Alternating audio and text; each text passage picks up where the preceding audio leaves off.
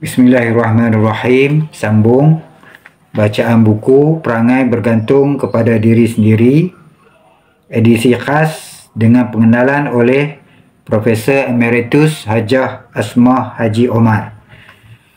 Buku karangan Pendeta Za'bah sekitar tahun 1929 sebagai sebuah nasihat kepada orang Melayu.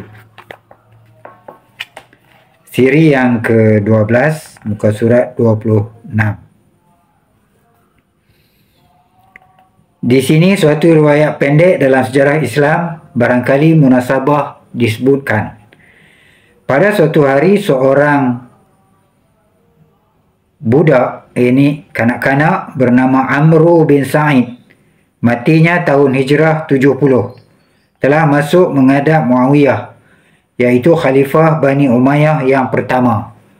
Keterangan perkara 14, beliau telah naik jadi Khalifah pada tahun 40, iaitu Muawiyah, setelah dirampasnya jawatan itu daripada Sayyidina Ali ibnu Abi Talib.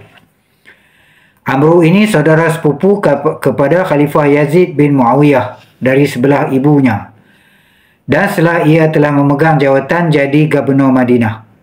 Pada masa ia masuk menghadap Muawiyah, yang diceritakan ini bapaknya Sa'id baru mati dan Amru masih lagi budak, ini kanak-kanak lagi. Setelah ia masuk melakukan percakapan di bawah ini, di antaranya dengan Muawiyah. Muawiyah bertanya kepadanya, "Kepada siapa bapa engkau telah mewasiatkan engkau ini, hai Amru?" Jawab Amru, "Bapa telah mewasiatkan kepada saya, bukannya mewasiatkan saya kepada orang lain." Muawiyah berkata, "Apa perkaranya yang telah diwasiatkan oleh bapa engkau kepada engkau itu?" Amru berkata, "Ia telah mewasiatkan kepada saya, suruh sampaikan kepada saudara-saudaranya, janganlah mereka kehilangan akan dia lain daripada tubuh badan sahaja." Maka Muawiyah pun sangat gemar mendengar jawapannya itu, lalu katanya, "Anak Sa'id ini tentu akan jadi sebaik-baik ganti kepada ayahnya. Demikianlah orang yang memerdekakan hati dan berhemah tinggi, sentiasa bergantung kepada dirinya sendiri, walaupun ia masih budak." Ini kanak-kanak lagi. Kebanyakan budak-budak dari masa kecilnya pun lagi sudah ada nampak bakat perasaan hendak bersendiri dan bergantung kepada kebolehan diri sendiri itu. Jika ia sudah mulai tahu berjalan, umpamanya, ia suka hendak berjalan sendiri sahaja, tidak suka didukung atau dipegang-pegangkan tangannya oleh orang kerana hendak memelihara jangan ia jatuh, kecuali jika ia sudah penat. Maka kecenderungan demikian seyogialah ditanam dan dilatih pada mereka. Misalnya jika budak itu jatuh yang tiada parah, maka tak usahlah dibangunkan, diambil, digosok, dipujuk dan sebagainya. Biarkan dia sehingga ia bangun sendiri dan diam daripada menangisnya itu sendiri.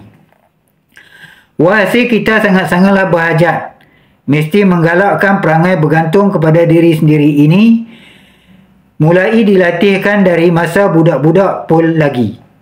Anak-anak mestilah dilatih perlahan-lahan membiasakan dirinya tahu membuat apa-apa sendiri, tahu berusaha sendiri, tahu berikhtiar sendiri, tahu berfikir sendiri, tahu menimbang sendiri, tahu menyelenggarakan dan memutuskan apa-apa halnya sendiri, sehingga akhirnya tahu bersendiri dan memberdekakan pada segala hal ehwal yang berhubung dengan dirinya sendiri.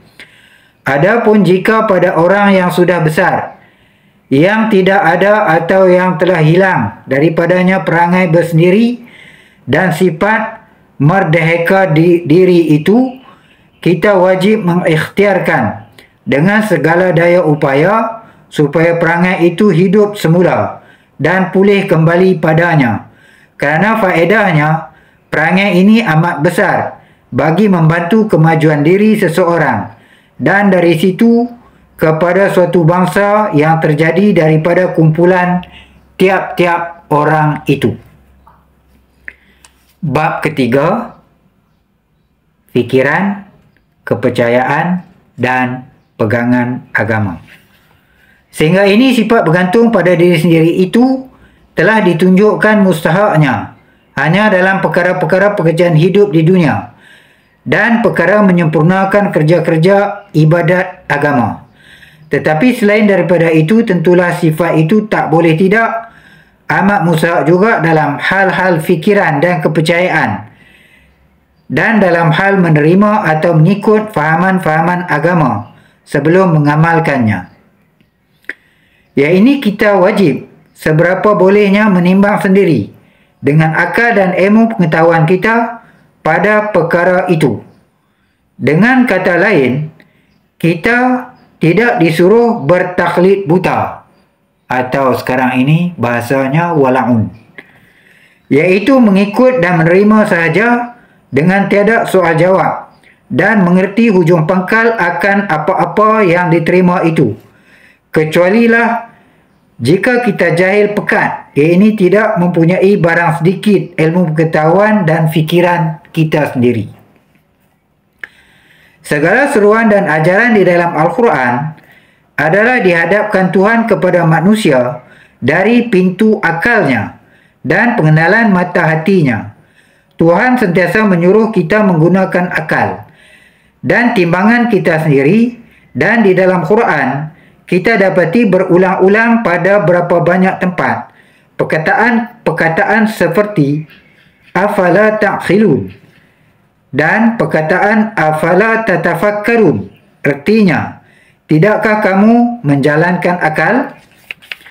Tidakkah kamu menimbang dengan fikiran kamu sendiri? Tuhan selalu mencela keras akan orang-orang yang hanya mengikut dengan buta tuli sahaja apa yang dikatakan orang atau apa yang biasa dibuat orang.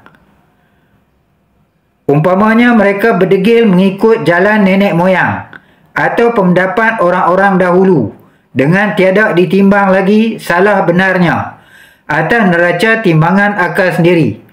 Bahkan tiada dikira walaupun berlawanan dengan akal fikiran yang insaf dan bersalahan dengan ilmu pengetahuan yang sah betulnya. Firman Allah Subhanahu wa taala, A'udzubillahi minasyaitonir rajim. Wa idza qila lahum ittabi'u ma anzalallah qalu bal nattabi'u ma alfayna alaihi aba'ana awalau kana aba'uhum la ya'qilun syai'an wa la yahtadun. Surah Al-Baqarah, surah kedua ayat 170. Maknanya, dan apabila dikatakan kepada mereka itu, ikutlah apa yang telah diturunkan Allah, maka jawab mereka, tidak, tapi kami mengikut apa yang kami dapati di jalan oleh nenek moyang kami. Begitukah? Jikalau sekalipun nenek moyang mereka itu tidak menjalankan akal barang sedikit dalam soal itu dan tidak berada di atas jalan petunjuk, mereka ikut juga. Dan pada tempat lain, A'udzubillahi minasyaitonir rajim, wa idza qila lahum ta'alu ila ma anzalallah wa ila ar-rasul qalu hasbuna ma wajadna alaihi aba'ana awalau kana aba'uhum la ya'lamun syai'an wa la yahtadun.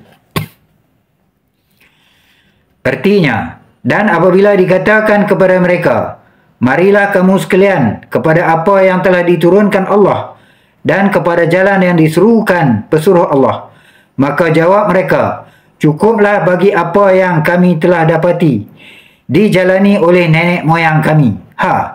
Walaupun jika nenek moyang mereka itu tidak mengetahui sesuatu apa dan tidak mendapat petunjuk, cukup juga. Surah Asy-Syu'ara surah 26 ayat 72 sehingga 74. Sekian. Ada lagi ayat-ayat Quran yang dipetik oleh Pendeta Za'bah. Kita cukup dulu di sini. Al-Fatihah untuk almarhum Pendeta Za'bah.